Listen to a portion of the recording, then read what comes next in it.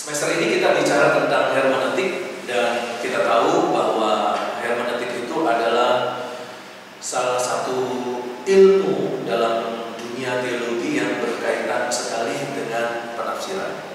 Dan kalau kita bicara tentang khotbah yang hasil tafsiran, kita bicara tentang buku-buku tafsir, kita bicara tentang bagaimana mengerti, memaknai ayat-ayat Alkitab, maka itu semua berkaitan dengan hermeneutik. Jadi secara umum, hermeneutik itu adalah metode menafsirkan Alkitab. Jadi ini penjelasan yang sangat sederhana dulu. Metode menafsirkan Alkitab. Jadi kalau kita bicara tentang metode, berarti kita bicara tentang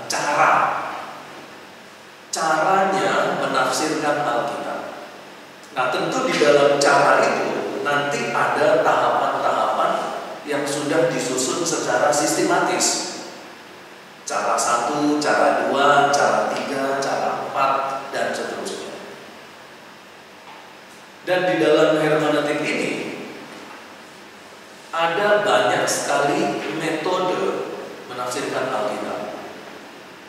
Dan untuk hermeneutik yang kita pelajari, ini adalah hermeneutik yang sangat umum dipakai di semua sekolah teologi, baik di Indonesia maupun di luar Indonesia, di luar negeri. Jadi materi pembelajaran hermeneutik yang akan kita geluti bersama-sama, yang akan kita pelajari bersama-sama, ini adalah materi hermeneutik yang dipakai secara umum di sekolah-sekolah teologi. Nah, itu berarti bahwa apa yang akan kita pelajari berkaitan dengan metode cara menafsir itu diakui oleh sekolah teologi yang lain, baik itu di sekolah-sekolah teologi di Indonesia maupun di luar negeri. Nah, itu berarti bahwa hasil dari penafsiran, kalau yang kita lakukan dalam menafsir itu benar, melewati cara-cara yang sistematis dan yang benar, bertanggung jawab dan disiplin, maka hasil teologi yang kita dapatkan dari hermeneutik, melakukan eksegese dengan hermeneutik, itu dapat diakui oleh sekolah-sekolah teologi dan sarjana-sarjana teologi baik di Indonesia maupun di luar negeri. Jadi hasil dari penafsiran atau teologi yang kita hasilkan itu diakui oleh para sarjana. Kenapa demikian? Karena kita menggunakan metode yang sudah diakui, metode yang umum dan sudah dipakai di mana-mana. Itu. Jadi ini penting untuk kita ketahui. Karena apa? Karena ternyata di luar sana ada berbagai macam metode penafsiran. Ada berbagai macam metode penafsiran. Nah, yang menjadi persoalan adalah kalau kita menafsirkan memiliki metode yang berbeda, itu hasilnya bisa berbeda. Si A menafsir Alkitab dengan metode A, metode hermeneutik A. Si B menafsirkan Alkitab dengan metode hermeneutik B. Hasilnya teologinya bisa beda. Ada teologi A, teologi B. Nah, hasil dari metode penafsiran yang berbeda akan menghasilkan teologi yang berbeda. Teologi yang berbeda akan menghasilkan atau akan menimbulkan kelompok Kristen yang berbeda. Dan inilah yang menjadi salah satu penyebab di mana gereja terpecah belah. Kenapa? Doktrinnya berbeda, pengajarannya berbeda.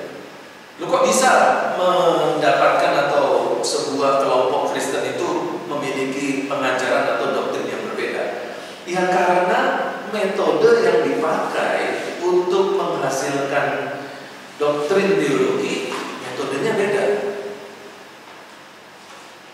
Karena itu dengan mengetahui hermeneutik ini, kita juga mulai diperlengkapi untuk memiliki satu pemahaman dasar, metode mengetahui, mengenal, memahami, menguasai metode menafsir yang benar. Jadi kalau kita nanti ada di tempat pelayanan, kemudian kita menemukan ada satu pengajaran yang mulai sedikit berbeda, maka kita harus kemudian memikirkan, jangan-jangan hermeneutiknya, cara menafsirnya beda. Nah, kalau sudah demikian, maka kita sudah mulai membuat semacam proteksi diri. Oh, orang ini kok pengajarannya berbeda ya, kita proteksi diri dulu. Sambil terus mengkaji, apakah pengajarannya itu benar atau tidak. Kalau pengajarannya benar, ada kemungkinan doktrin teologi yang saya yakini selama ini salah. Tetapi sebaliknya, kalau doktrin teologi yang kita yakini selama ini itu benar, maka ada kemungkinan doktrin dia yang salah.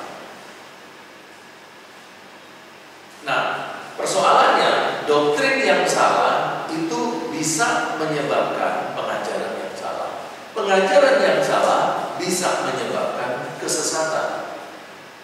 Maka yang mengajarkan doktrin yang salah disebut pengajar sesat. Nah, pengajar sesat itu disebutkan di dalam Alkitab sebagai apa? Guru-guru palsu, nabi-nabi palsu.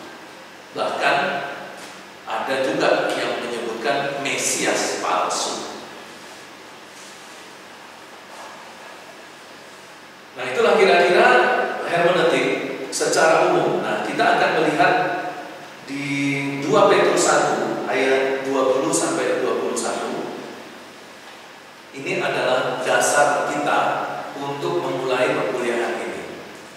Yang terutama harus kamu ketahui ialah bahwa nubuat-nubuat dalam kitab suci tidak boleh ditafsirkan menurut kehendak sendiri. Jadi harus ditafsirkan menurut kehendak Tuhan.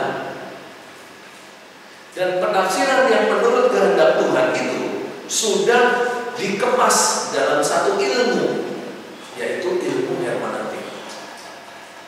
Jadi kalau kita menafsirkan Alkitab dengan ilmu hermeneutik, itu kita menafsirkan menurut kehendak Tuhan, bukan menurut kehendak sendiri. Tetapi kalau kita menafsirkan di luar peraturan hermeneutik yang akan kita pelajari, hukum, peraturan, tata cara hermeneutik yang kita pelajari, berarti kita telah menafsirkan menurut kehendak sendiri. Sebab tidak pernah nubuat-nubuat dihasilkan oleh kehendak manusia, tetapi oleh dorongan Roh Kudus.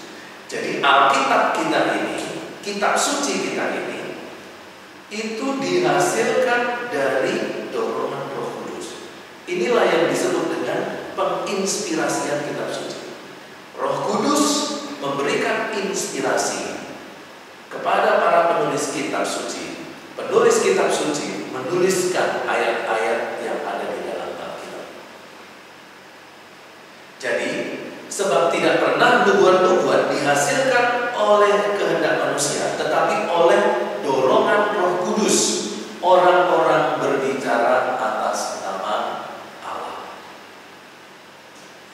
Ya, jadi di sini kita melihat dalam 2 Petrus 1 ayat 20-21, Rasul Petrus menjelaskan bahwa kitab suci ini diinspirasikan oleh Roh Kudus. Karena itu menafsirkannya dengan tidak boleh dengan sembarangan menurut kehendak kita sendiri, tapi harus ada tata caranya supaya kita menafsirkan menurut kehendak Tuhan. Tata caranya apa? Inilah hermeneutik. Nah, sekarang kita masuk kepada pengertian dasar dulu dari hermeneutik. Kata hermeneutika diambil dari bahasa Yunani hermeneuin, yang berarti menginterpretasi, menjelaskan, menerjemahkan. Nah, kata hermeneuin ini berhubungan dengan dewa Hermes, dewa dalam mitos orang Yunani yang bertugas menyampaikan berita dari para dewa kepada manusia. Jadi kata hermeneutik itu diambil dari dewa Hermes. Istilah itu diambil dari nama seorang dewa. Wih, Pak, dalam satu kuliah satanologi, saya juga mengajar mata kuliah satanologi. Ada seorang mahasiswa itu bertanya kepada saya, apa boleh Pak menggunakan nama-nama yang bukan nama Alkitab, lalu kemudian dipakai dalam dunia kekristenan? Nah, ini contohnya hermeneutik. Kenapa diambil dari dewa Hermes? Kenapa tidak diambil dari namanya penghulu malaikat Mikael atau Gabriel? Ya, jadi nama mata kuliahnya bukan hermeneutika tapi Mikaeletika atau Gabrielitika. Tapi yang diambil dari nama dewa, lalu dipakai dalam dunia teologi. Maka orang-orang yang tidak suka dengan kekristenan katakan apa? Lihat itu dalam kehidupan orang Kristen, banyak campur baur antara Tuhan mereka dengan dewa-dewa.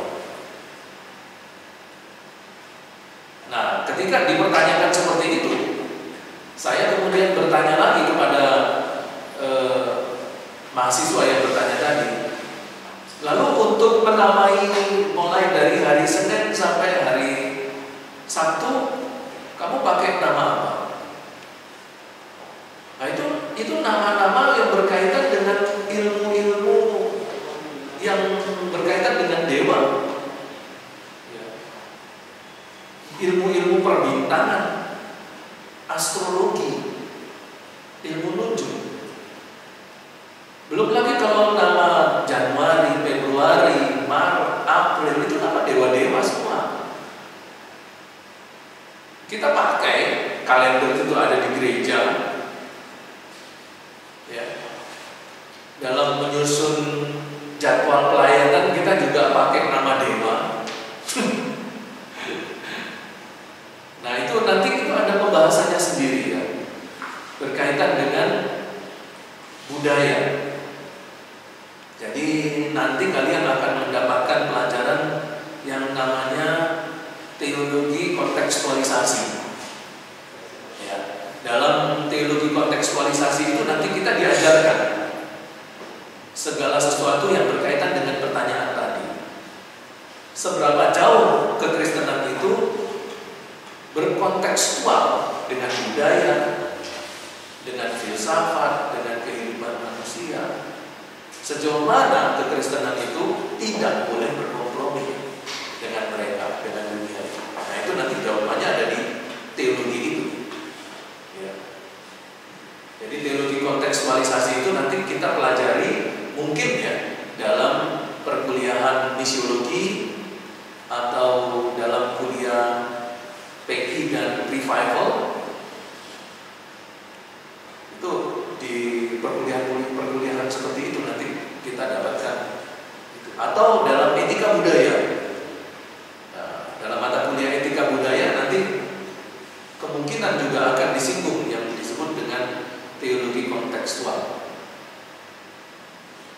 Tetapi yang lebih banyak nanti berkaitan dengan misi-misi itu. Nah, itu nanti jawabannya bisa dapat dari situ. Kemudian hermeneutik Alkitabiah modern itu dikembangkan pertama kali oleh Friedrich Schleiermacher 1768 dan Wilhelm Dilthey 1833 dan sampai 1911, dan kemudian menerapkannya sebagai metode penelitian ilmu-ilmu kemanusiaan. Nah, fokus dari hermeneutika adalah penafsiran untuk mengerti menangkap arti terdalam dari informasi yang disampaikan oleh pembicara. Pembicara memberikan kepada kita ayat firman Tuhan. Ayat firman Tuhan ini kita percaya dan kita imani diinspirasikan oleh Roh Kudus, seperti yang dalam surat 1 Petrus tadi.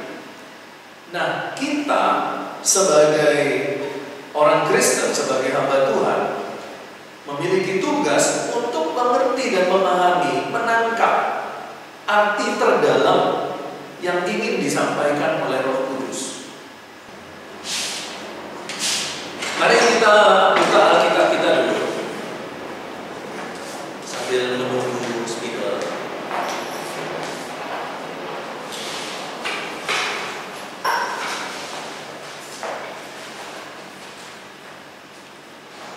Dari Matius pasal yang kelima.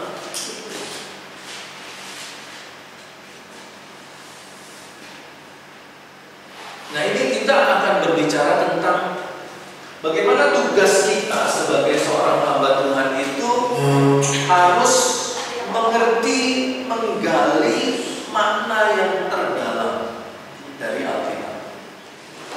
Kita lihat Alkitab kita di Matius pasal yang ke-1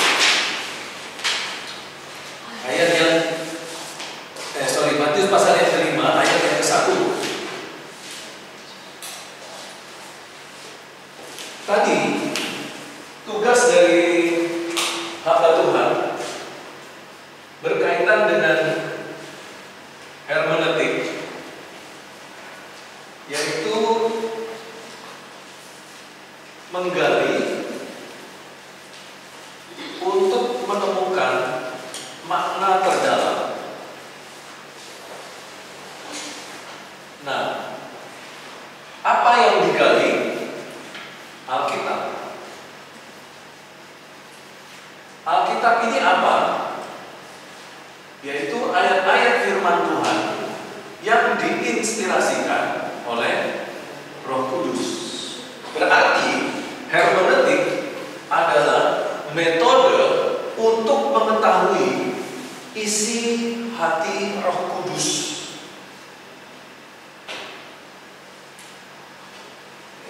Karena Roh Kudus yang menginspirasikan Alkitab, Alkitab tertulis dalam ayat-ayat, ayat-ayat itu kita gali untuk menemukan makna terdalam.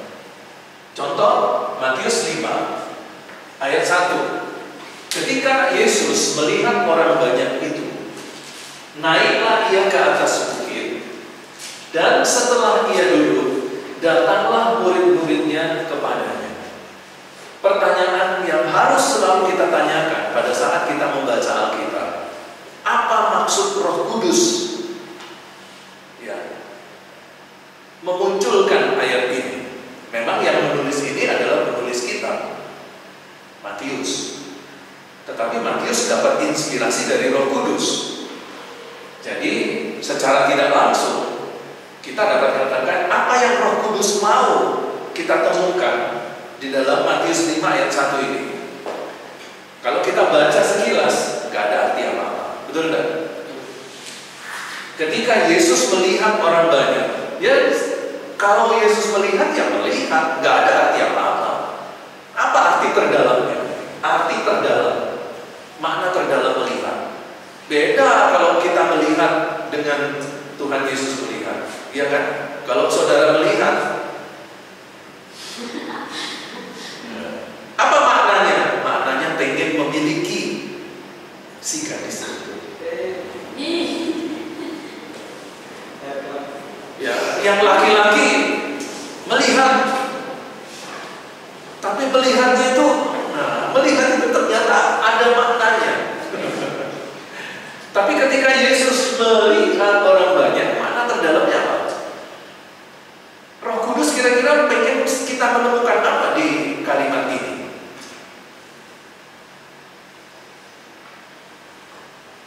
Cara pandang Tuhan Yesus. Cara pandang. Cara pandang Tuhan Yesus terhadap orang banyak. Ya bisa.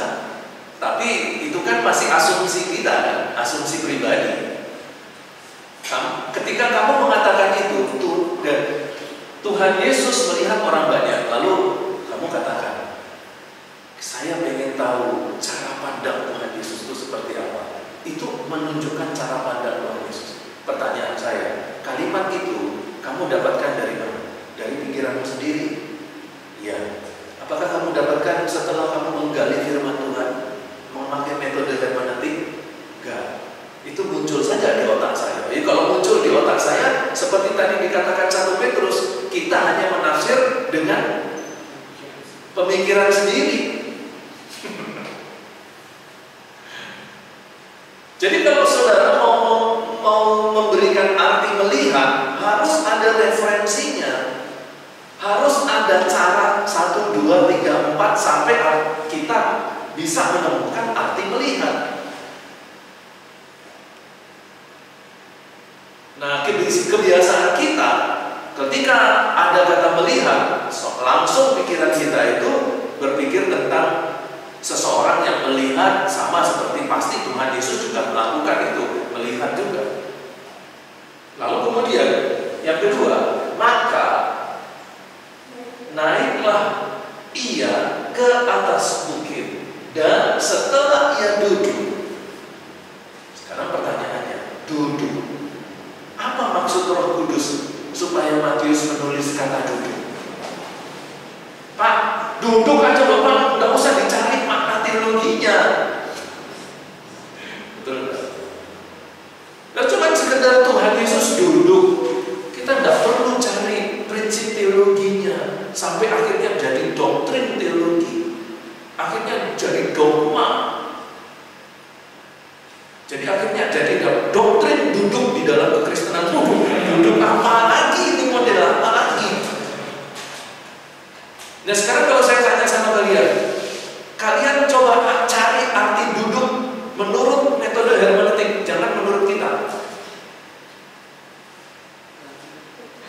Yang ada di pikiran kita apa? Ya duduk begini loh Pak.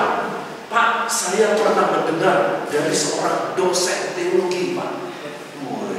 Apa yang kamu dengar? Apa yang kamu dengar? Alkitab itu tidak semua bisa ditafsirkan, Pak. Ada yang memang harus ditafsirkan, ada yang tidak perlu ditafsirkan. Seperti ini, Pak.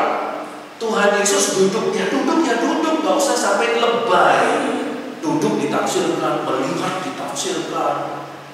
Nanti Yesus berjalan ditafsirkan, jalannya seperti apa? Jadi jalan itu ternyata bisa ditafsirkan. Nah sekarang kembali lagi ke ayat tadi, bahwa ayat di dalam 1 Petrus tadi, bahwa seluruh Alkitab itu diinspirasikan Roh Kudus. Tuhan Yesus katakan apa? 1 titik pun tidak boleh dihapus, 1 iota pun. Artinya apa? Tidak boleh satu bagian firman Tuhan terus kita anggap enteng. Ada artinya ini. Tuhan bilang titik pun ada artinya. Apalagi kata duduk. Apa itu kalau duduk, Tuhan Yesus duduk yang cuma sekedar duduk, tidak usahlah kita terlalu lebay gitu loh Pak, cari arti duduk seperti apa, lalu kita bikin doktrinnya. Lalu kita bikin aturan Kristennya di dalam hidup sehari-hari. Duduk seperti Tuhan Yesus duduk. Hei, kamu kok duduk berat sekali? Demikianlah Tuhan Yesus duduk. Ya nggak perlu kayak gitu juga, gitu ya. Nah, jadi ternyata di dalam Matius 5 ini contoh ya. Matius 5 ayat 1. Tuhan Yesus duduk. Nah ternyata duduk ini itu ada penjelasannya. Apa penjelasannya? Bahwa satu, ini penjelasan dari budaya, ya, dan atau adat istiadat. Bahwa di dalam budaya duduk itu adalah satu kegiatan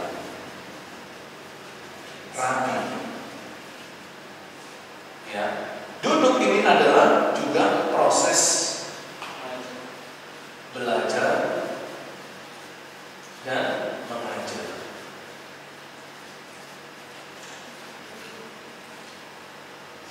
Gitu. Jadi kalau dari konteks duduk ini, dari konteks budaya, kita tahu bahwa yang kedua ini Yesus Tuhan. Ya, Yesus Tuhan ini adalah seorang guru dan atau rabi. Ya. Nah, seorang guru dan atau rabi itu mengajar itu dengan dua cara, yaitu cara berdiri, B. berjalan, dan C. duduk.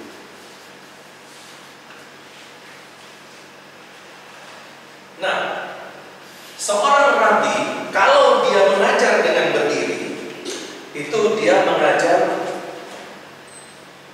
sesuatu yang biasa. Begitu juga dengan berjalan. Ini pengajaran-pengajaran kalau dilakukan dengan berjalan itu pengajaran-pengajaran yang ringan. Tapi kalau seorang rabi duduk, maka sebenarnya dia ingin menyampaikan pelajaran-pelajaran yang penting.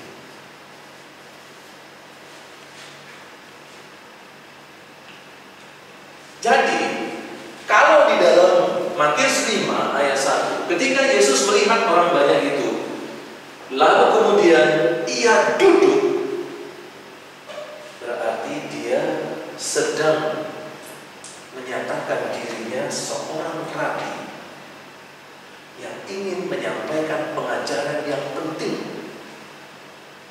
Karena itu, Yesus sebagai seorang rabi, dia mengambil posisi duduk untuk menegaskan bahwa apa yang akan dikatakan di ayat 2 dan seterusnya itu sangat-sangat penting. Jadi inilah maksud dari Roh Kudus menginspirasikan penulis Alkitab untuk menuliskan kata duduk.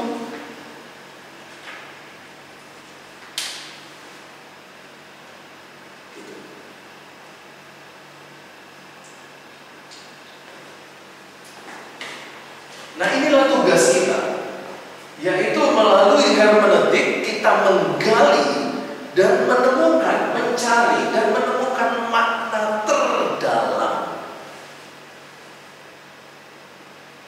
Jadi kalau ada pendeta, hamba Tuhan berkhotbah, di dalamnya kita tidak menemukan makna terdalam, saya khawatir pendeta itu hanya asal-asalan persiapan khotbah.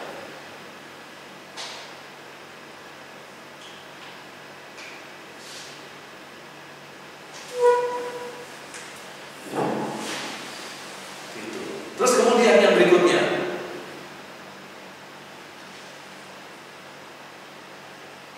ini saya ambil contoh. Sebagai contoh, ketika Yesus sedang tertidur di atas perahu, sedang para muridnya sedang sibuk dan ketakutan menghadapi amukan dari angin topan yang menyebabkan gelombang yang sangat besar dan tinggi di Danau Galilea. Nah, itu kita bisa lihat di dalam Lukas pasal yang ke-8 ayat yang ke-23. Mari kita lihat dulu nih, Lukas 8 ayat 23.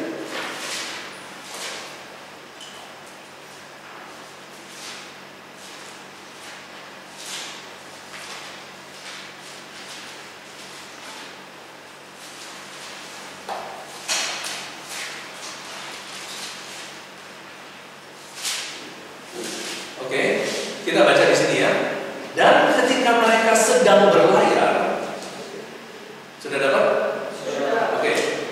Dan ketika mereka sedang berlayar, Yesus tertidur. Sekonyong-konyong turunlah taufan. Taufan itu angin puting beliung atau tornado. Ya, angin kencang. Apa ya istilahnya? Angin keras. Taufan ke danau sehingga perahu itu kemasukan air dan mereka berada dalam bahaya. di dalam ayat yang lain dalam Injil Sinoptik dikatakan mereka hampir tenggelam. Karena itu mereka ketakutan. Masuknya air ke perahu itu membuat perahu itu sudah tidak seimbang lagi dan mereka hampir tenggelam. Mereka ini sebagian besar adalah nelayan-nelayan yang setiap hari hidupnya di perahu cari ikan di danau Galilea. Tapi mereka, walaupun mereka ini nelayan profesional, mereka takut mati. Berarti taufannya itu dahsyat.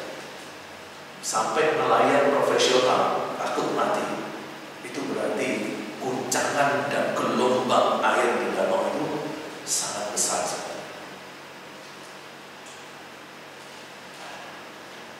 Nah, sekarang pertanyaannya, kenapa Roh Kudus suruh Matius menulis ayat ini? Yang saya ingin garis bawahi, Yesus tertidur. Kenapa Roh Kudus menginspirasikan Matius? Jangan lupa ya, tulis Rabi Tuhan Yesus tertidur di perahu. Jangan lupa.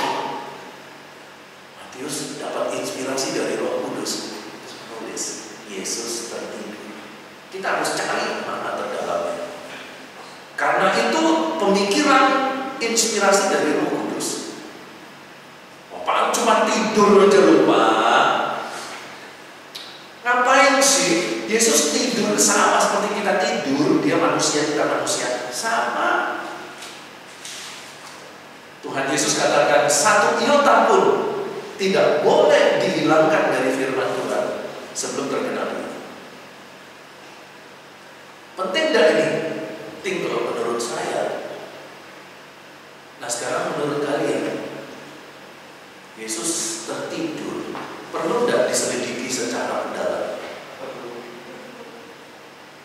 Perlu, harus perlu. Karena apa? Ya inilah yang penting.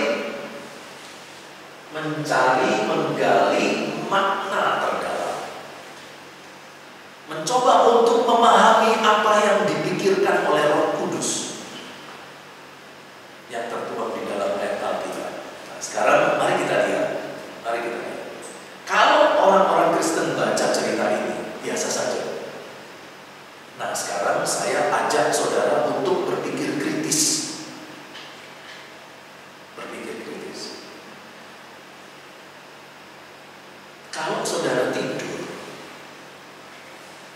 begitu pulas, tidurnya nyenyak sekali. Itu bagaimana cara membangunkannya? Digoncang-goncang, betul nggak? Digoncang-goncang. Orang kalau tidur nyenyak, kalau kita tetesin air, teman kita tidur, gitu. Terus kita tetesin air, bangun nggak dia? Bangun. Karena air itu dingin. Jadi kalau orang tidur terus kena sesuatu yang dingin tiba-tiba, sedangkan suhu orang tidur itu hangat. Terus kena air dingin, itu sudah kontras dan langsung bangun. Makanya cara membangunkan orang yang tidurnya itu dengan dicipratin air, itu langsung bangun itu pasti. Kalau nggak ada air, pakai air liur.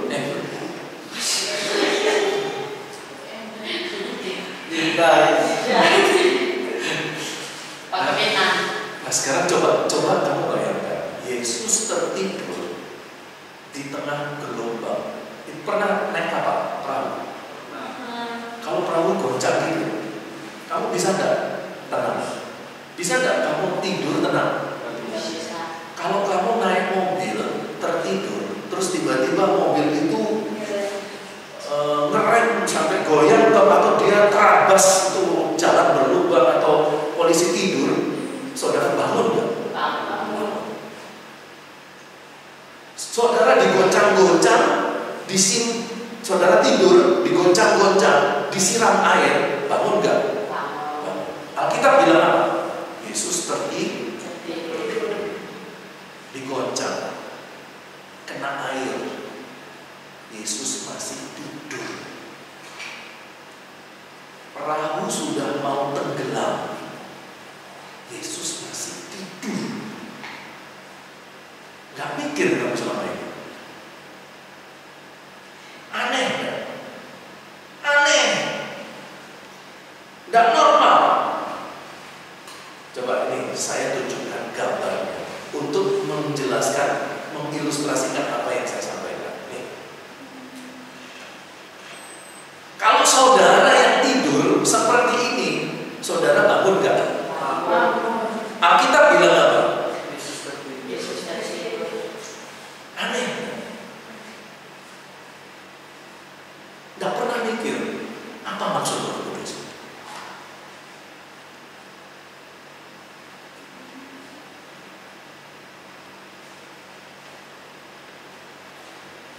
Itu pentingnya hermeneutika. Kalau kamu kuasai hermeneutika, kamu bisa jawab semua pertanyaan-pertanyaan seperti ini.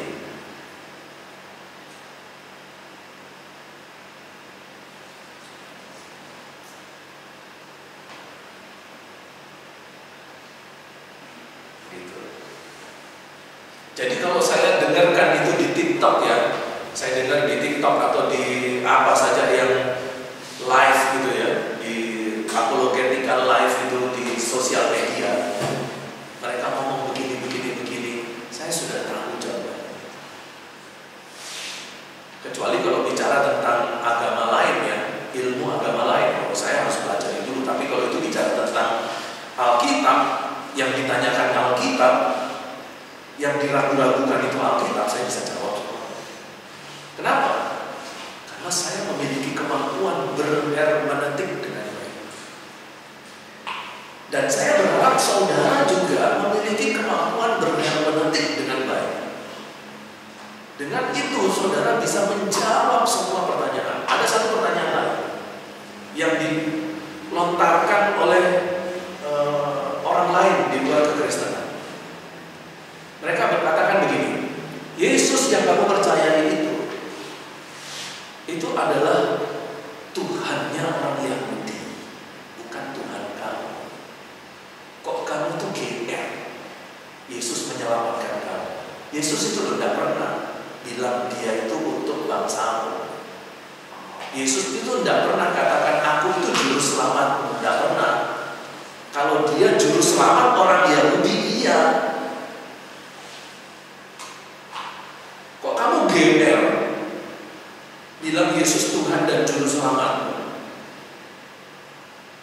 Terus orang itu bilang, Yesus tidak pernah diutus kepada bangsamu, bangsa Indonesia, tidak pernah. Terhadap sukumu, terhadap kamu, tidak pernah. Apa yang dikatakan Yesus? Aku hanya diutus kepada umat Israel.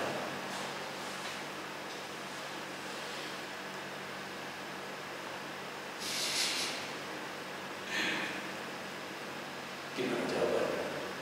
Yohanes 3 ayat 16. Hah? Yohanes 3 ayat 16. Apa? Yohanes 3 ayat 16. Karena begitu besar kasih Allah akan ya dunia ini, ya dunianya orang Yahudi. Kenapa? Dunia ini kan besar kan, semua dan seluruhnya. Iya, tapi ketika Yesus sampai di situ, ya ketika Yesus sampai di situ, yaitu dunia itu adalah dunia orang Yahudi. Jadi konsep dunia itu bukan seluruh dunia, tapi dunianya orang Yahudi. Misalnya, inilah duniaku. Misalnya, kenapa sih kamu kok gitu? Kenapa sih kok kamu suka begitu? Loh, ini dunia saya. Inilah kehidupan saya. Bukan berarti dunianya ini seluruh dunia. Ada yang menafsirkan begitu loh. Kalau seandainya saya mengkonter ya apa yang kamu sampaikan. Contoh yang kedua berkaitan dengan dunia. Ketika air bah itu terjadi di zaman Nuh, seluruh dunia terisi penuh air bah. Apa betul seluruh dunia? Apakah yang dimaksudkan hanya dunia di sekitar Nuh yang banjir?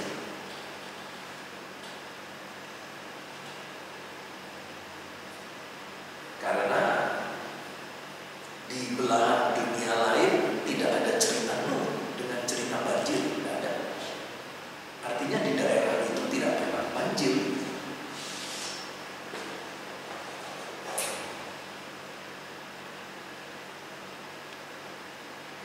dunia itu memiliki beberapa pengertian.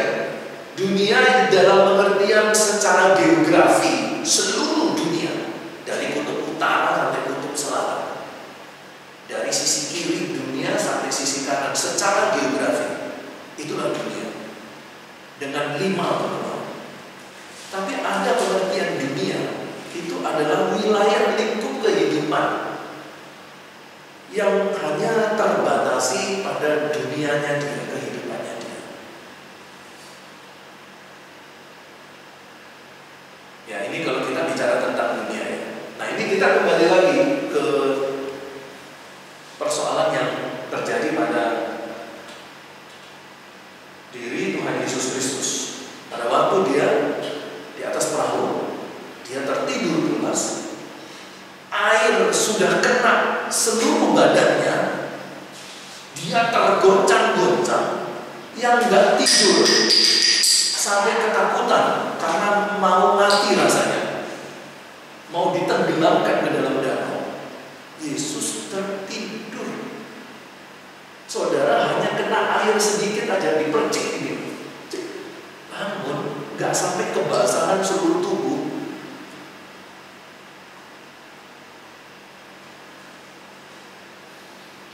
Itulah gunanya hermeneutik. Dengan hermeneutik kita bisa menggali sampai pada makna yang terdalam.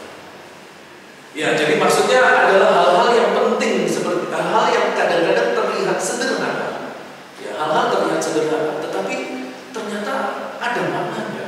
Duduk, tertidur seperti ini, kena air tidak bangun, dikuncang-kuncang tidak bangun.